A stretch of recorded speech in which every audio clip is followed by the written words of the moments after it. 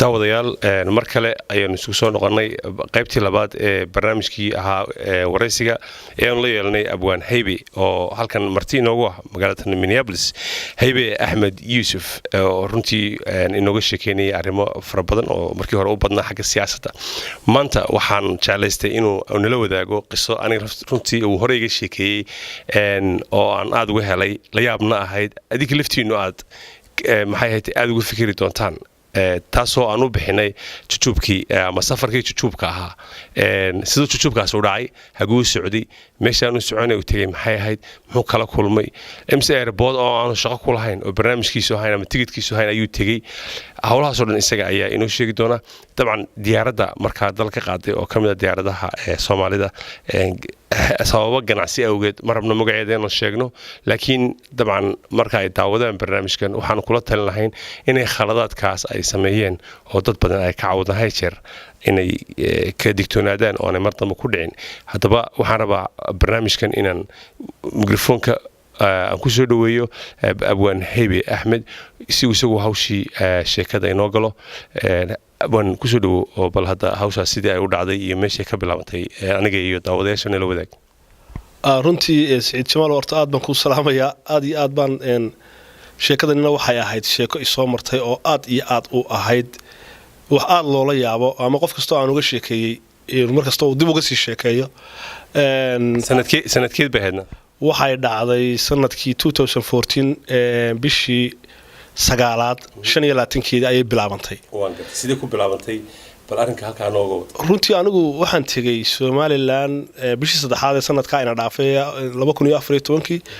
waqtigaas oo aan waqti la soo qaadanayay dadkayga caruurtayda reerkayga iyo familygayga iyo hawlo badan oo aan lahaa aan waqtiga u baxay iyo dalkayga oo aan jeclahay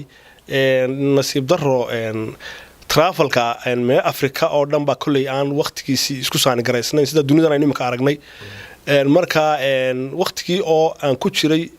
anigoo jeclaysanaya inaan sii joogo wadankayga oo magaalada marka dalkii cabaar joogay oo cabaar joogo xoogaa la qabsaday marka 6 bilood iyo baan 6 bilood baan joogaa waqtiga laakiin wali hadda sii joogtay inaan sii joogo anigu markasta oo aan tago badanaa tigidhku iga dhacaabo way igu dhacdaa waqti kale igu dhacay laakiin galo marka tigidhka miku samaysnaa maanta doofaysid mise kuma samaysnayna wad muddo dhaaftay markii hore maan muddo markii hore 3 bilood baan ahaa fasaxan ku tagay laakiin waan muddo dhaafay hawlo aan lahaa oo Ethiopia u tagay baa dib u dhigay arintaydii markii 3 bilood kale la igu daray ma 3 baa igu filaan waayay ala kulli xaal 6 baan marayaa inaan sii joogtana wadoonaysa inaan sii joogno wadoonayaa jacaylka ha maxaa dhacay markaas waxa lagu yeeray waxa dhacay maalmaha kamid ah anigoo markaa laakiin isla tigidh uma taagay sida iska dhoof oo dib isaga noqo ayaan bishii sagaalaad ee 2014 koob iyo laatankeedii inaan ka soo baxo magaalada Burco ee aan ku dhashay ee ku soo koray ayaan ka soo baxayay halka waxaan ka soo raacay bas ikeenad magaalada Berbera waxa dhacday maalintii 20kii bisha waxaynu shirkadda ay ugu yiraahdeen maalinta ka horeysa ilaa billa nala soo hadal marka 20kii bisha la hadlay waxa lagu yiri berito ayaad imanaysaa maalintii 20ka lafteedii ayaa lagu yiri hadana galabtii 5tii galabnimo waqti aan ku jiro aan babax qof tagaya waad garanaysaa ayaa lagu yiri telefoon la soo diray xafiiska waxa lagu yiri waxaad kaalaydaa emergency ku kaalay xafiiska waxaad baasaboorkaaga soo qaado marka waxay ahayd inaan 6 subaxnimo ee berito 12ka bisha xafiiska imaado basku ay qaado ilaa 10 subaxnimo ay geeyo diyaaradda aan sida Dubai ugu dhoofo Dubayna aan ka soo qabto wadankayga Mareykanka waxa dhacday shantii baa lagu soo kaalay tolo maxaa isbedelay runtii anigu waan jeclahay waxaan ugu jeclahay in lagu yiraahdo waan ku kordhinaynaa haddana maadaama aan extension hore maray oo aan la charge gareeyay lacag hadii lagu oran lahaa waa dib baa lagu kordhinaya waan ogolaan lahaa laakiin waxa lagu yiri diyaaradii nasiib daro Berbera ma fariisanayso laba option baad midun qaadanaysaa inaad imika magaalada ka diyaar garowdo oo Hargeysa 8 subaxnimo airportka joogto oo adigu aad isticmaarto laba in aad timaado xafiiska caawa kooda habeenimo oo xaway 6 subaxnimo nima laha kooda habeenimo aad timaado oo kooda aan anagu bas ku saarno waqtigaas waa 5tii galabnimo xagee lagu saaray markaa baska على ساعة هرقيسة أربعة كدوفسة ديار دي بقى أمريكان وح كلا لي مشيين ديار دي ولا بدلي بربروي كتكتي هرقيسة فرسانة وح كلا لي شيء مشرو haddii wax lay sheego xitaa waxaan oran lahaa ma ii kordhin kartaan laakiin waxa weeyaan amar gabay nin hore oo reer tog dheer oo weliba reer buu hoodle u lahaa magaciisi ma hayo nasiib darro yaa waxaa ku jirta amarkii ilaahiyo waqtigu waa wax ka adag waa wax dhaba oo dee suugaanta badanaaba marka waxay noqotay inaan qaato choice-kii kooda maadaama aanan waqtigaa helayn cid dee aniga ay qaado oo ay emergency arrintu igu noqotay waqti waad garanaysaa qof aan baxay koodii baa laysoo 12 baa laysoo wacay baskii waa diyaar telefoon baa laygu soo waalay gaadhi baan soo kaxaystay waxa laygu yiri controlka ugu kaalay waad habsaantay controlka berbera iyo burco ugu kaalay haddana markaan saanisri bal xafiiskii diyaaradda iska hormar anigoo si aad u soconayo magaalada roob iyo waxba ka daay biyaan dhex jiray gaadhigaygu ala kulli xal waan soo taagay aad iyo aad baan lay canaantay waa dadkan dhan adiga ayay ku ayay de sidan u galay waad habsaantay adigu baskii waan soo fuulay shandaday degdeg baa loogu xirxiray waanu soconay koodii iyo barkii meelahaasan ka dhaqaaqnay burco waxyaalaha igu yaabka badnaa markaanu maraynay sheekh magaalada sheekh aanu dacalkeeda sokay xagga burco maraynay ayaa gaadhiga ninkii waday ayaa istaagay wuxuu yidhi nimayo gaadhigu break ma leh dadka aanu rakaabka aanu baasajarkaanu waa 12 qof oo dee adduunyada u kala socda break ma leh buu yidhi gaadhigu anigaygii intaan soo degay baa ninkii waad garanaysaa qaabkii Soomaaliya ama Soomaaliland baabuurta aynu wadan jiray marba inta saliid laga sii daayo oo la air baa laga qaadaya lala dhici jiray cagta anigii baa qaabkii la sameeyay mar cagta ula dhacay mar isagii baa air xagga kale ka qaadayay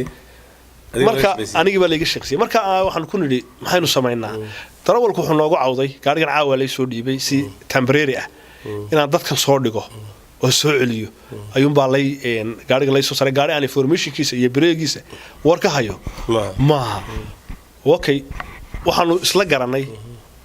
ina socodsi tawakkal ala Allah baad buurta sheekhna ninkii maray baa garanaya ala kulli hal buurtii sidii baan ugu bareernay labadii iyo saddexdii habeennimaan u maray buurtii saasaanu berbera ku dhaafnay ilaahay markaa buurta waxba laguma yeelin hargeysa waxaanu tagnay adigu 8 subaxnimo mucjisadii ama bilaabreegi gaariga inankii ka hadal qoladii kale hargeysa shirkadda uu la hadlay bas emergency oo kale oo wanaagsan baan laga soo hordiray hudheer shiraaqla leeyahay koonaha hargeysa ayaana lagu yiri gaarigaasi magaalada ma soo gali karee annagu waa suicide baan nahay gaarigaasi magaalada ma soo gali karee halka dadka ka soo wareej war maxaa dhacay oo bas kala inoo magaalada ma dhex mari karo waa gaarigan annagu buurtii ku maray magaalada ma dhex mari karo adigu bas kala noo yimi oo ku wareegnay airportku toos noogu xareeyay wali waxba ma ogin airportka hargeysa aanu fadhinay maalmaha aad buu biisi u ahaa runtii xujaaj baa maraysay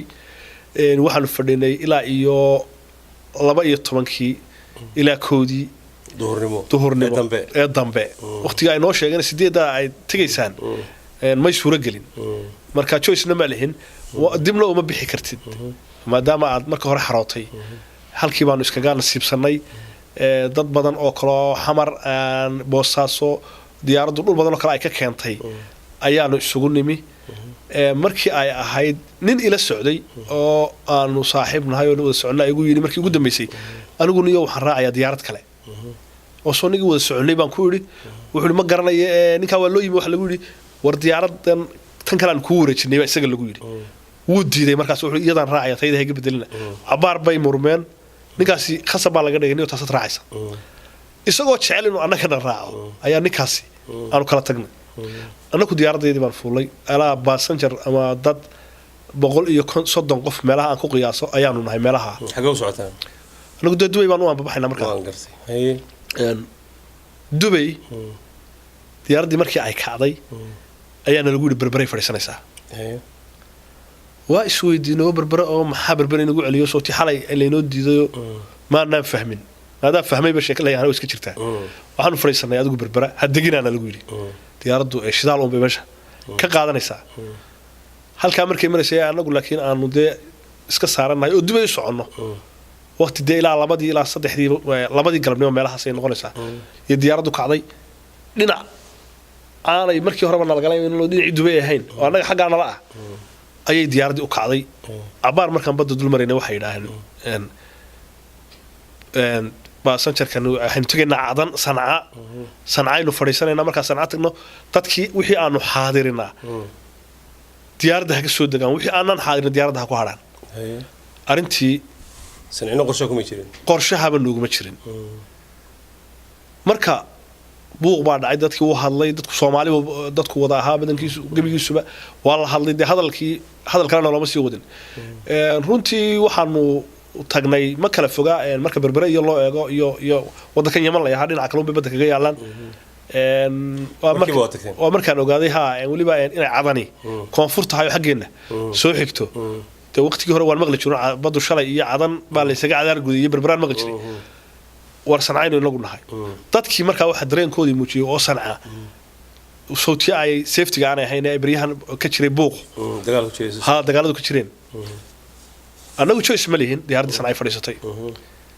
waxaanu fadhiisanay airport aan wax flyer oo ka muuqda muddo sida naloo sheegay toddobaada diyaaradina fadhiisan diyaaradina ka dhoofin passenger waxay nimankaasi nagu yiraahdeen markaa shirkadda diyaaradda madax baa la socotay niman shirkadda madaxdeedii ayaa la socday waxaan wada inta aanu xaadirinaa tigidhadooda ha keenaan anigu 30 qof oo aan ku jiray baa la xaadiriyay marka qofka magacaaga la sheego tigidhkii baa laga qaadaya tigidhkii waa la kibgareystay waa la urursaday dabadna waxa la inta kale ha soo degaan inta anaga waa laga haystaa tigidhkii inta kale ha soo degaan markii ay degeen dadkii basas 2-3 bas baa la saaray waa la qaaday waxa soo hadhay sodoneeyo qof oo markaa Dubai iyo Europe iyo Mareykan u kala socda aanan adigu 30 qof baan nahay waliba u badan dadkii Hargeysa laga soo qaaday dadkan kale la dejimeen iyaga Europe iyo Mareykan soo way u socdeen laakiin annaga waxaana laga qadray kali dadkii Hargeysa waxaana laga qaatay family wixii family ha baan laga qaatay inta halka ka wadeen airport ku sidoo ka marka meel dhaaga way cidlaa meel ciidamo jooga meel dad jooga meel diyaarad kala socdaan bay hayeen meesha airport ku wuxuu ka markii ay diyaaraddu nala degaysay anigu ma kala garanayn meesha qayb military waxay diyaarad gubtay baan arkay xitaa oo dhinaca aan isla qaar military laakiin waxa weeyaan airport gubtay mise markaa gubtay aniga way la cusbaan dabkaas inuu way la cusbaa laakiin airport kuma ahayn airport ay ka soconaysa shaqo ciidan waxaan ahayn kama muuqanaynin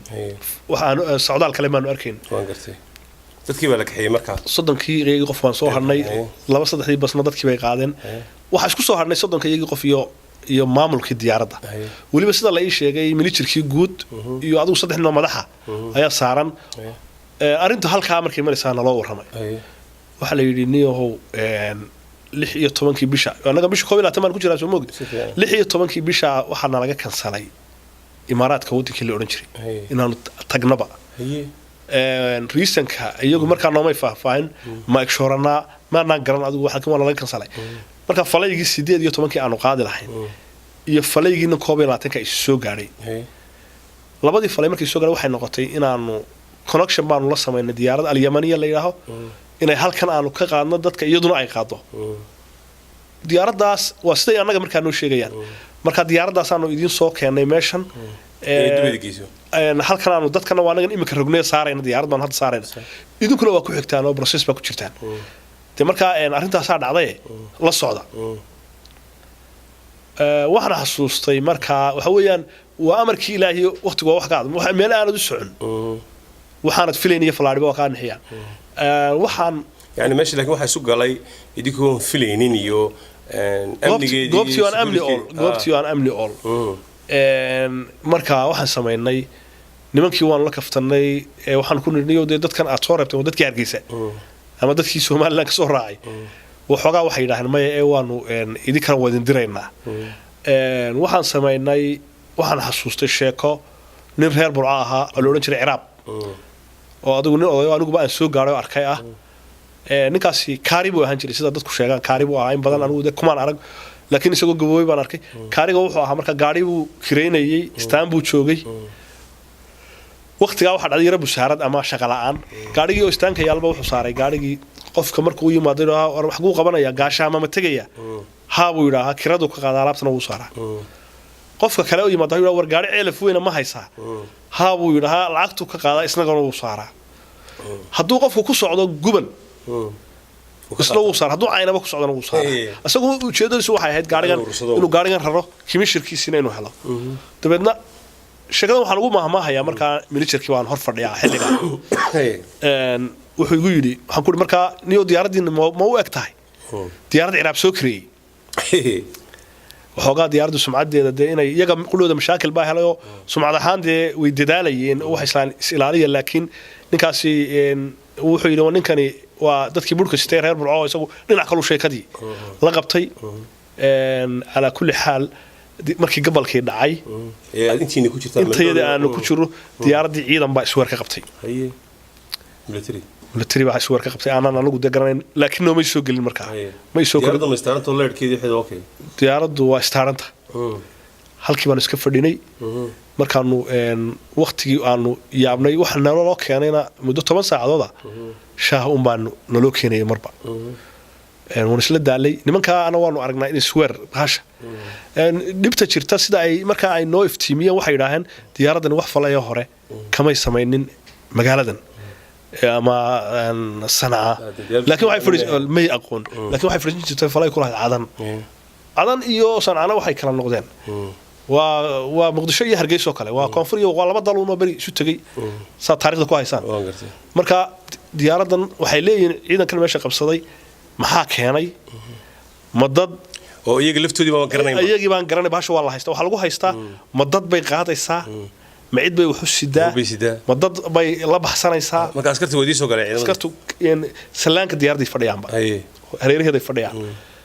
qofka halkaa ugu taga shaqaalaha bay su'aalaha weydiinayaan ma iman jirin diyaaraddan maxaa keenay markii aanu anagu markaa waan wad qaadanay waa yaabnay dadkii horena ma hayno ala kulli xaal kowdii habeennimo markay ahayd kowdii habeennimo sabtiri baa nala fadhiistay kowdii markay ahayd baa waxaa noo yimi laba bas isu soo taagtay oo kowda burca ka soo baxay kowdeedii yaa oo toban faraws oo marka naloo yimi waxay yidhaaheen dadkii baa soo degay war muraadaanu ka waraa maxay oo waa dadkii ma hadlayaan salaankii dib u soo koreen qof waliba kursi ayuu ku ciray anagu markaa de kuraasi waanu ku nasanayna shaahna waabanu cabine dadkaasi waxay noo sheegeen ilaa iyo markii in ay counter fadhiisanayeen istaagayeen yacnaha ay marba ay ku dhex wareegayeen erebod aan shaqa ka socon oo ku mashquulsanaayeen iyagoo shandadahoodii ilmahoodii jiidaya dadkaas iyagu waa dad aad iyo aad u dhibaatooday waxaan xasuustaa sheekada waan sii mari doonaa gabadh Nairobi markaanu maraynay Nairobi dhacday oo naga mid ahayd oo laba ilmood ay riirsatay waan xasuustaa marka sheekadani waa musalsalka ay leedahay waxa weeye maansaa jirta hadraawileeyaha duleed iyo dabadyaal laba nin baa ku sheekaysanaya sidaa ka dhegsantihiin marka uu yidhaahdo aabaheen ka waran nina dabaduu ka yimid nina dhulku joogay war aabaheen ka waran suudhanaya dee intaan hooya dhiman suudhanaya oo hooya miyay dhimatay markaasuu ku dhahay intii aan carruurtaadu dhiman ee rogmanle daadku qaadin marka waxa weeyaan maasadaa duleed iyo dabadyaal baa layahaa waa caan sheekada macnaha dhul badan bay mari doontaa sheekadu waanu mari doonaa laakiin markii ay soo galeen ay idin sheegteen tacabka ay dhibka badan soo mareen diyaaradda isla soo fadhiistay isku duruuf baa noqoteen halkaa maxaa idin xigay markaa dhinac waxaanu isku duruuf ka noqon dhinac waxaanu dareennay in markii horena khalad la sameeyo nala kala reebay iminkana aanu isla wada jabnay yaa horta noo soo baxday dee iminkana inaanu wax wada qabayno ayaanu oo dee maasanjarka iyaga ilaahay noo soo celiyey nimankii waxay yidhaaheen wakhtigaa ay dadkii fadhiisteen ayaana lagu yidhi diyaaradda la baadhaya askartii baa baadhaysaa 3 jeer oo kala dambeeya baa la baadhay marka annaga nasiib wanaag annaga sharcina lama weydiin jeebka iyaga lama baadhin laakiin diyaaradda dhulkaanu shadadaa dhiganay ayaa la furay oo la wada furay 3 jeer bay 3 qolo oo kala dambeeya ay jeegareeyeen halkaa markay maraysay aan annaga wax kalena la weydiin beer shakhsi ahaan iyo dadka baasanjar ahaan wax dhibaho gaara aan tabcaan ka ahayn naguma dhicin dibadna waxaa lagu diyaaradii waa tegaysaan naga kaca waxa weeye labadii habeennimo iyo barkii meelaha diyaaradda markaasaa ay nala soo kacday haddana qof kastaa waxbuu ku fikiraya talo xagee imikana u kacaysaa calaa kulli xaal 3 barkii habeennimo ayay kacday labadii barkii meelahaasi kacday aduu cadan baanu u duulay haddana waxa weeyaan taan joogaaba waxa weeyaa waa marka rajada dadka ku jirta waxa weeye cadan way shidan tahay waa okay dhibka ma jirto waa wadan shidan cadan baan 3 barkii habeennimo fadhiisanay immigration kan maray passportada inaga eega nagala hadheen oo meel shaqeynaysaanu tagnay oo naf baan soo gashay basaskii baan loo doonay hudeel baan la geeyay waxa weeyaan 3 barkii 4 meelaha hudheelka marka la geeyay shirkadda qabtay hudheel baa naloo kirayay wanaagsan waliba cashaa naloo dalbay horta halkaasaanu ku nafisnay hudheelkiina waa naloo kireeyey habeenkaa waxaanu helnay dee hurdo iyo cuntadii waanu degnay meeshaan ku degnay laakiin meel allaalay meel aan u soconno iyo socdaalkani meel uu jeedo iyo meel uu ka jeedo rajo badani ma jirto dadka waxaa warwarka kala jira waxa weeyaan dee dadkana fly connection baan wada lahayn oo socdaal buu ahaa isku wada xidhan oo Yurub iyo Ameerika kaa qudheedu dee meel aan loo socon baanu maraynaayo xaaladii maaha waxa iyagii oo dhan way isku wada marayaan tigidhadiina waa ka kac noqday qaar waa wada ka kac waxaan sameynay laba habeen maalintii dambe halkii baan ka soo toosnay hudheelkii baan wax ka cunay wax allaala iyo wax hadal naloo kala furay ma jiro dadkii deena raadinayay internetkan marmargalay halkaasaan joogaa laakiin wax tabaatiga iyo wax farsamo oo kale reasonka ma garanaynaan deena saasaa dhacday xalayna halkaasoo kaba daran baan joognaa caawna cadan baan joognaa laba habeen adigu 48 hour halkii baan ku jiray hudheelkii waxaana lagu yidhi marka waxaanu isla dhex maraynaa dadku oo ay ku dhiban yihiin warna celiyo dhul Soomaaliyeed nagu celiya Hargeysa nagu celiyo Soomaaliland nagu celiya Xamar nagu celiya Nairobi nagu celiya saddexdaa wada la kala haystaa maalintii saddexaad yaani aroorta habeenkii anigu aroorta 8 diyaar qof walba ahaw waa diyaar garoonay markaanu airportkii galay ee baasaboorradayadii helay baanu fariisanay geedkii markaanu tunaanay tashada waxa ka tashataan oo hal dheeri lagu kala helaya in Hargeysa leedin geeyo in Xamar leedin geeyo iyo Nairobi leedin geeyo waa markaan ogaaday dhibaatada Soomaalida heshay ee wajaha walba la qabatay inaanay jirin 10 qof oo wax ku heshiinaya inagu waxaan leenahay Soomaaliland iyo Soomaaliya hawada hadasho waxyaalo badan bay ku fikiraa 10 qof ma heshiinayso 10 qof boqol iyo 30 kayagii qof waxaanu ku heshiin weynay oo yaana hadalku nagaga taagtaagmo ku kala caroonay Hargeysaan tagaya iyo tagi maayo Xamar baan tagaya iyo Nairobi baan tagaya aalintaasi 0-0 bay noqotay waanu ku kala dhaqaaqnay waxay noqotay markay saddexdii galabnimo ahayd 8 saakana la geeyay anagoo aan anagu lahayn doorasho ama choice wax la aan lahayn in la fuulo diyaaradda hal baa laydin sameeyey ciidina markaa ma haysato halkaa igeeba ma jirto marka xaaladdu xitaa cunto maalinta lama cunin diyaaraddaanu fuulay markaa aanu diyaaradda fuulay ayay iskeedu kacday dabeedna waxaanu ogaanay inay Nairobi u kacday dee ninkayga Dubai u socday ee u sii jiray waa garanaysaan markay kacday baa tiri waxaan u soconaa Nairobi mise waa iska maleyseen lamaba odhan waa male idina ku wiilina baylood noqday annaga baylood noqday jihada ay qabanaysaa waan la soconaa laakiin markay halkaa maraysay ayaa waxa shacabka dhexdiisii laga sameeyay ama mikrofoonkii lagu hadlay markay dhexda maraysay cirka ayaa la yidhi waxaanu doonaynaa horta Nairobi u kacnay markaas cirka loogu sheegay dhibaato badan baa nagu dhacday hadaan nahay shirkadan waxaanu doonaynaa Nairobi aanu digeynaa diyaarada kale aanu idin saarayna diyaaradaha asaanu idin saarayno kharashkoodu wuu nagu badan yahay tigirkii Dubai waxaana lagu yiri 560 qofkiiba marka waxa weeye waa inaanu tigir cusub jarro waxaanu idin saaray ina qofkiiba 200 iska bixiyo dabeedna waa cirkaanu marayna markaa 360 kana anaga ku darayna jaawareerka jira intaad Nairobi sii joogaysaan maskaxdii wax badan oo kale intaad Nairobi sii joogaysaan goormay diyaarad ku helayaan ayaa badatay iyo dadkii hadana buuqi dadkii markaa uu qaybsamay qof dee lacag sitay iyo qof aan lacag sitin uu jira qofkii hayay waa dhiibay qaar waxaynan maba sidano aduu halka dhex marayaal baa diyaaradii archive waa markaan waa archive المقفة هم إمك أما قبل عن كسمي مقفة تهيبان كوري مركي عاد وديارد عركة يقول دي لبضم مقفة كلا عركة أيا دي أنا هلاي الشيف باشا الشيف بان هلاي مقفوه صوص عدنا يروي من نجيل دونا لكن الشيف بان مركان هايستا مركوري كان العقتي كل ده أنا دول أنا قلت كده عركة لو جرى ما أنا رجع ما دولة أنا سلطة تجنو عقارن كده dadka marka wixii lacagta laga qaaday waa laga qaaday sidaasaanu ninba marka mahmah loogu mahmahay yiri markii hore lacagta ka hadlay ninku waa dadka koonfurta Soomaalida waa aad u kaftan badan buu ahaa wuxuu yiri kolay kala agsina waynu ku ahayn oo qaabku anigu ugu hadlayay ayaaban aad ugu qoslay maalinta marka waxaan maraynaa cirkan u dhaxeeya Nairobi iyo Cadan wuxuu yidhi waxaa jiray laba nin iyo libaax yaa waqti hore jiray waa sheeko musalsala heshiis bay galeen buu yidhi waxay ku galeen libaaxa iyo ninku in ay ku heshiiyaan wax kasta oo aan tusaale ahaan libaaxa wax kasta oo aan kaaga soo baahdo inaad isiinayso haddaan ninkan ahayna libaaxu wuxuu u soo baahdo inuu isiinayo sheekada kaamahartaa la yahaa kaamaharto waa Soomaali laakiin kaamahadho bay noqonaysaa haddaad aksinka kale aan ku eego waa kaamahadho wuxuu ku yidhi libaaxi baa soo horreeyey markaa baahidii libaax ayaa timi way heshiiyeen markii hore ku heshiinaysaa aan nin wax loo diidin libaaxa markuu yimi wuxuu wariyaa xaaji hebel waxaan doonayaa inankaaga orod ayaan doonayaa caawa de meel loo jeestaa iyo meel loo kaca ma jirto saxiix horaa jira waxa jiray de heshiis baa jiray dabadna inankii uu soo xidhay libaaxa inankii buu ku tegey ninkii inanka dhalay oo de yacnaa waad garanaysaa nin curadkiisii bahal intuu u xidhay uu cunay libaax weliba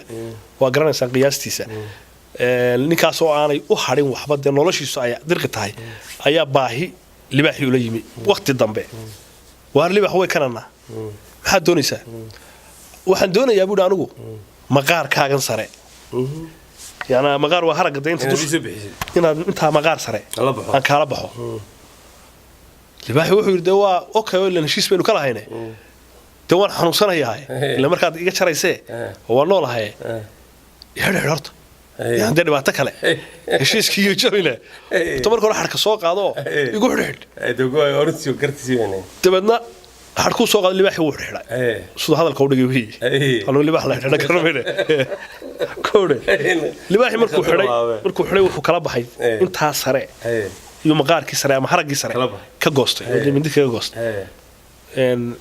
markii uu goostay libaaxi waa sii daayay ninkiina maqaarkii uu qaatay baahidiisii uu ku tagay libaaxi waxa markaa heshay waad maqasheen inay sheeko jirto oo diinka waxa la talayaa barigii hore bila qolof baan jir waxa libaaxi daba galay shimbirihii quraanjadii wixii habar dugaag ee haadi oo dhan baa eegatay marka libaaxi isagoo muldhaday oo dhiig gudayo oo marba bahal geel cunto huriyo lay aha bahal ay garaacayso dhiig gudayo baa nin kale ku yiri war maxaa ku helay markaasuu wuxuu ku yiri libaaxi nin aan ku sameeyay lama arag iyo lama maqal nin aan ku sameeyay ayaa kaama hadho igu reebay ana nin waqti hore ku sameeyay lama arag iyo lama maqal lama arag oo lama maqal nin inankiisa libaaxa ho sax ayaa aniga wuxuu igu sameeyay kaama hadho macnaha waxa weyn nin diirkiisii maqaya maalin walba qoloftii waxa qaadaysa shimbir waxaan ka haraynaysaa sax horta mahmadaas khatar ayuu noogu mahmahay Nairobi ka digteen lacagtiina waa bixinay marka hada ninkii dadkii qaybtii jiray lacag waxaan bixinay anigu qolada dhulka ku ballantaana marka tigir cirka loo qaybsamay qof qolada dhulka ku ballantay qolo bixisay qolada ma hayno ma haynaba hadda iyo qolada inta la diidayba marka wala digay waxaanu ka degnay Nairobi baanu ka degnay waa markaan xasuustay tixda ninka hore uu soo tilmaamay ilaa amarkii ilaa iyo waqtiga wax ka adag Nairobi waxaan xasuustaa waqti aan ka dhoofayay aad ama xagga ha ahaato askarta ama waan dhibsan jiray macnaha qaababka dadku lagu hayo laakiin waxaan xasuustay in amarka Ilaahay anigu aan ku fikirayn Nairobi muraad dambe ka soo galaya yaan arkay anoo Nairobi dul maraya waxaad sharaysato oo khayrna way iska jiraan marka Nairobi waa fariisanay markiiba waxaan weydiinay qof walba shandada aad horta raadso shandadii markaan qaadanay si degdega geed naloo xareeyay meel baan lagu xareeyay airportka dhexdiisii ma baxaysaan waxa la yiri markaasay bilaabanto leeyahay dadkii aan lacagta laga hayn ila liis baa la sitaay dadkii aan lacagta laga hayn baa la rabaa ma gafuhu markaasuu bilaabmay waxa lagu leeyahay dadkii markaa waad garanaysaa Soomaali 130 qof oo aan lacagtii laga hayn warwar ka dhacay waxa weeye haddaan adigu lacagtii bixin diyaardii waa laga reebaya baa halkan haddana maskaxdii ku dhalatay waa marka aan ku leeyahay qof dumar oo laba caruur wada way dhacday istaagay ka dhacday baan maqli jiray ilmuhuna aad bay u dhibayeen oo waxa weeyaan caruur yar oo iyaga caanahooda markay soo aad u haybar noqonayo ordaya idina aanay caawineen oo ay u tusay sheegtay Yurub ay ka timi dabadna waxa dhacday lacagtii ii garaac waxaad war hebel ii garaac telefoon free la soo baxeen numberkaad u dhiibanaysaa aabaha ama hooyada ama walaalka ama qofka lacag filayso ma gafu waa sidaa